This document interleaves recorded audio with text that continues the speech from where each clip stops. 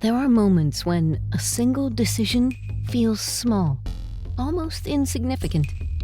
A choice you make quietly, without knowing it might define the rest of your life. In 1997, a young woman drove through Northern California.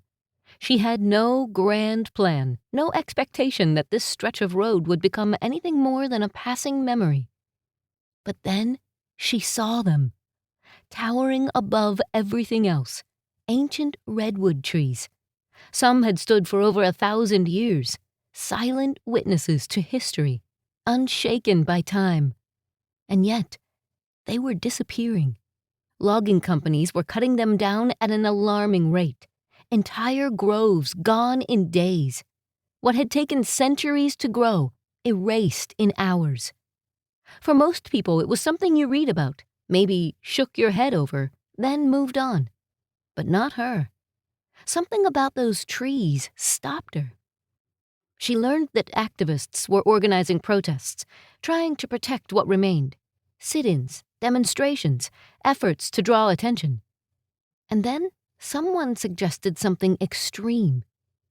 If a person physically occupied a tree, lived in it, refused to come down, logging crews couldn't cut it. It sounded impossible, dangerous, isolating, and cold. Temporary at best, the idea wasn't to stay long, just long enough to make a statement. A few days, maybe a week. So she climbed. High above the forest floor, she settled onto a small platform built between the branches of a massive redwood. The wind swayed constantly. Rain soaked everything. Nights brought freezing temperatures. Below her, the world continued as usual. Above her, there was nowhere to go. At first, it was manageable. Supporters on the ground sent up supplies, food, water, basic necessities. But the conditions quickly turned brutal. Storms battered the tree with violent winds. At times, she was nearly thrown from her platform. Sleep became unpredictable. And comfort, that didn't even exist. And then came the pressure. The logging company didn't ignore her. They used intimidation tactics, blaring air horns through the night, attempting to cut off her supply lines, creating constant noise to wear her down. The message was clear: calm down. But she didn't. Days turned into weeks, weeks into months. And somewhere along the way, something shifted. This wasn't just a protest anymore. It became a commitment. Through isolation, fear, exhaustion, she stayed. Seasons changed around her. Rain turned to cold. Cold turned to heat. The world moved forward, and she remained in that tree. People started to notice. Media outlets picked up the story. What had been a quiet act of resistance became something much bigger, a symbol. But still, no one expected it to last.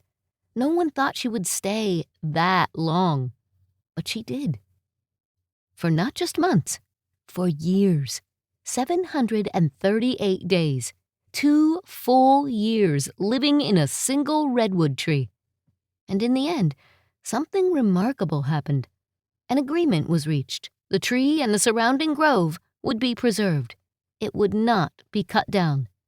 That tree, once just another mark for logging, became protected land. And the woman who climbed it? Her name was Julia Butterfly Hill.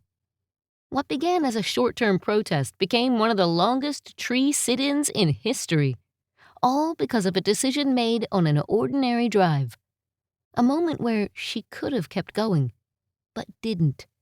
Because sometimes the smallest choices, like stopping, looking up, and deciding to climb, can echo for generations. This has been Twist of Fate Radio. I'm Angela Clark. Until next time, remember, sometimes the smallest choices lead to the biggest consequences. Want to explore more stories like this? Visit twistoffateradio.com. There you can read more details about this story and others like it. Plus, you can submit your own Twist of Fate story to be considered for a future episode. You never know what twist of fate is coming next.